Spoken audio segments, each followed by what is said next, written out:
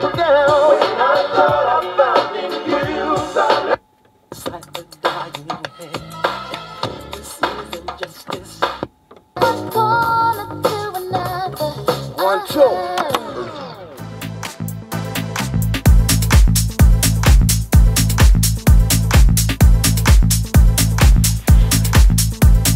You know, so far I'm really happy with the new sound quality for the vlog. The new Video Mic Pro sounds a lot nicer, has a lot less noise.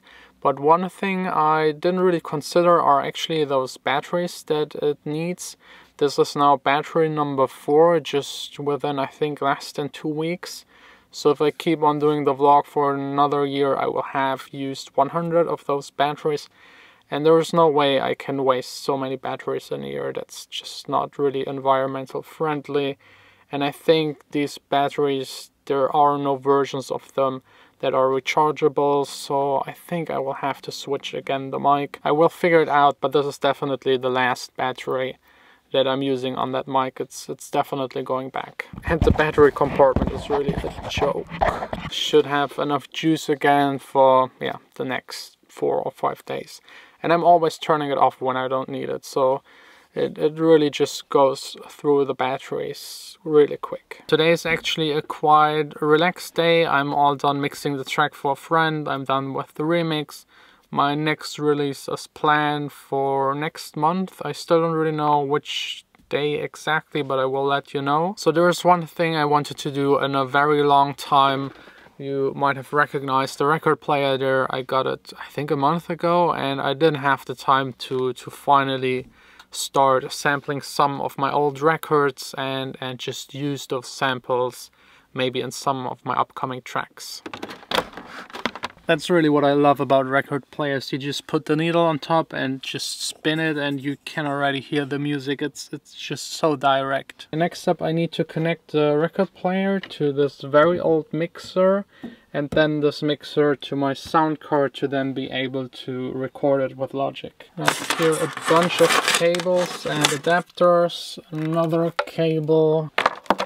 First up, the cinch cables here in the back. Power for the record player and the mixer. What else? Yes, of course, this cable right here. It's making sure that the vinyl is not humming the entire time. It's connected over phono, and it just makes this really weird noise. And with this, it's grounded and it doesn't do the noise anymore. You know, actually this little red light is kind of what got me into DJing. The very first time I saw a record player with this light and these nice dots that are spinning and the one standing still depending on the tempo that you choose. This just fascinated me when I was like 11, 12 years old, and that's maybe one part of the reason why I got into buying me a record player and starting to be interested in music, buying vinyls, playing the records, starting to learn to scratch and all these kind of things. So I hope this entire setup is now working. I had to use quite a lot of adapters, but theoretically it should work. It's working, but this sounds really weird. I think, yeah, the weight wasn't really adjusted here on the back. You can push it back and forward, and depending on where it is, you have more pressure on the vinyl, and it was a little bit too little, so it was jumping just from spinning. Yeah, that's already a lot better. It just feels so good to I don't know, I love records. I love it, everything about it. Just hearing the start and the stop sound is already a pleasure for me. But let's try out another record. This one isn't actually mine, it's Gordon's, and it's his favorite track, so I will take good care of it. This right here is actually my record collection. I don't know how many records these are, but these are all of the records I used to DJ with. I played for a very long time a lot of hip-hop music. Just for example, Busta Rhymes' Pass the Courvoisier Part 2 with P. Diddy and Pharrell. Really great record. You know what? Let's listen to it really quick. Don't this shit make a nigga wanna roll? Yeah, really good old stuff. This one right here is actually pretty rare. It's an original, The Roots, The Sea. Great track, you definitely know it.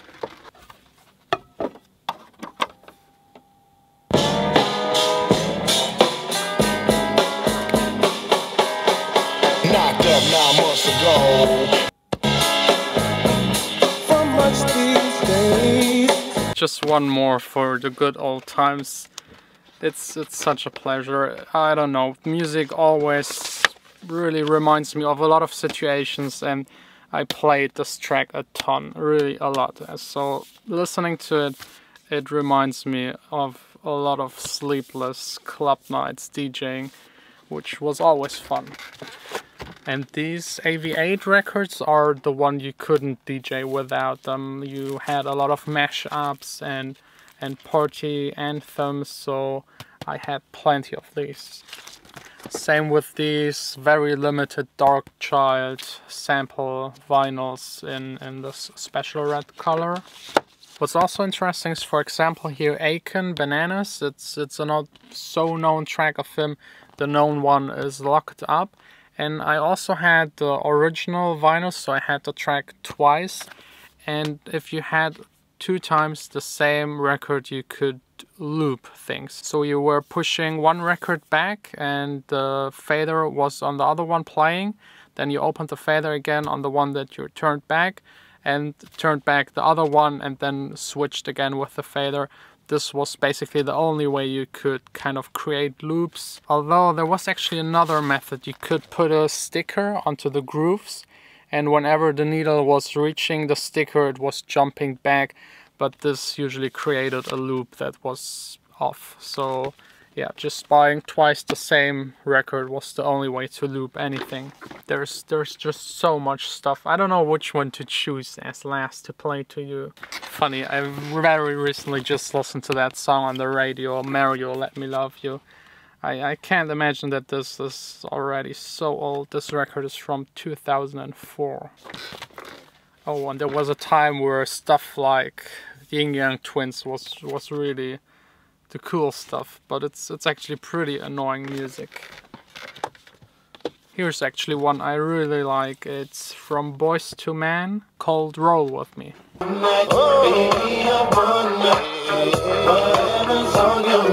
I also actually have a record from my management, Superstar Recordings. It's a Supermode Tell Me Why, and Supermode is actually, I think, was it Axwell? I have to look it up, but I think Axwell and Eric Pritz. No, it's actually Steve Angelo and Axwell that produced this track. Super famous.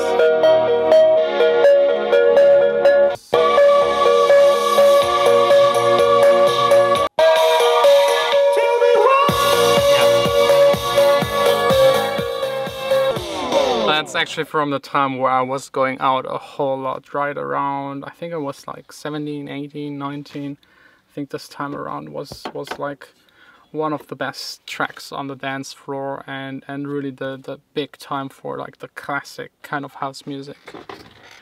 Or at least what I consider classic house music. I know there's like way older stuff, for example by George Morel and these kind of guys. But that's actually what I kind of grew up with. Okay, I got 4 that I think are good to sample. I should maybe do an entire episode where I'm just going through the records and play them to you. That's really the music that inspired me and that I've been listening to for a very, very long time. And all of the records I know by heart. I've played them countless times and I strongly feel connected with them. I will never ever sell them.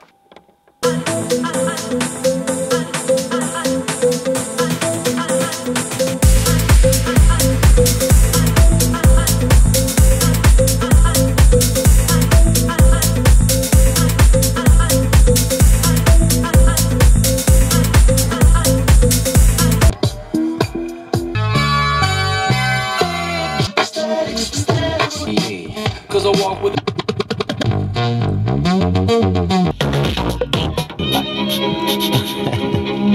check it out. I don't know how it happened, but I got so excited. I went through almost all of my records. I played at least 100. I recorded maybe 20, 30 of them. And I think there are really like 10 at the end where I could make a track out of it, or at least use the sample to get inspired by it, build a track around it, and maybe even at the end replace the sample or just play the interesting melodies with another synthy or something like that. Let me try and find my keyboard. Let's just record this little drum part. I already have selected the right channel in Logic. Hit here, record, or just the star on your keyboard. I will have to get rid of the click, of course, and just press play. I need to get the right starting point. This player is so slow when you press play. This is a really cheap record player. I used to have those Technic ones, which are really by far the best. One big advantage is actually that these sample records have the tempo of the track on top of it. Back in the days there was no syncing between CD players. The closest you had to it were like the BPMs on the tracks.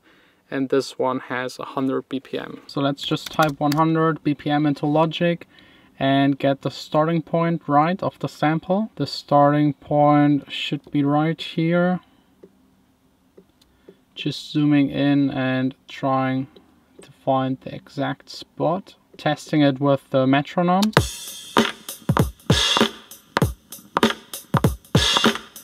Almost there. I think the record player was spinning a bit slow, but for that we have Logic's Flex tool. You can just select it. I will put it on rhythmic. That's actually made for drum sounds. And now you can just pick this part, drag it here. Also get the first one, drag it right onto beat, and now it should be all fixed.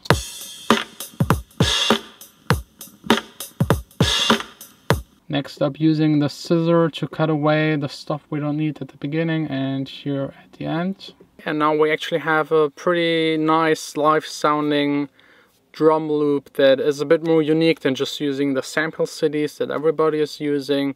You can do this of course with any track, it's absolutely no problem. And I actually like this drum loop. It has really the live feeling that I usually go for in my tracks. Next up, maybe just EQing it, getting rid of all of the rumble in the low end that you definitely have when you record something from vinyl. And then just selecting Geist, my drum sequencer, as always, putting in another kick so that I can get the nice clean low end that I usually try to achieve in my tracks. Now let me just play in a couple of chords here with the keyboard thing, where you can just use the keyboard to play in chords whenever you're traveling and you don't have a MIDI keyboard with you, or just in my case you have a lot of records on top of your keyboard and you can't really use it.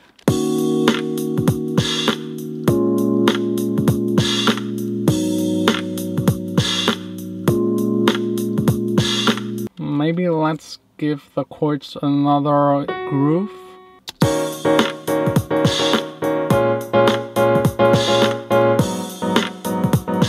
Now I think I have to change the sound again to the Korg M1. It's a bit better for like classic house kind of sounds.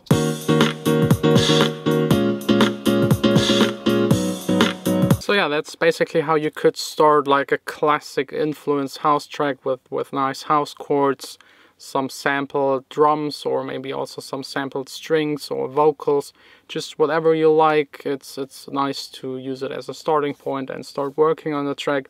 I'd love to stay here and continue working on it, but it's already way too late. It's already past 8 and I promised to be back home at 8.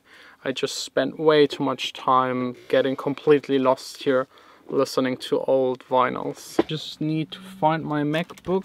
It should be somewhere here.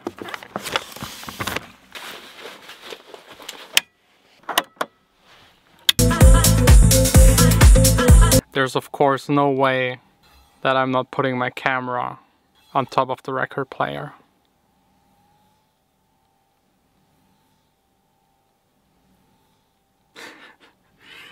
You're probably getting sick right now.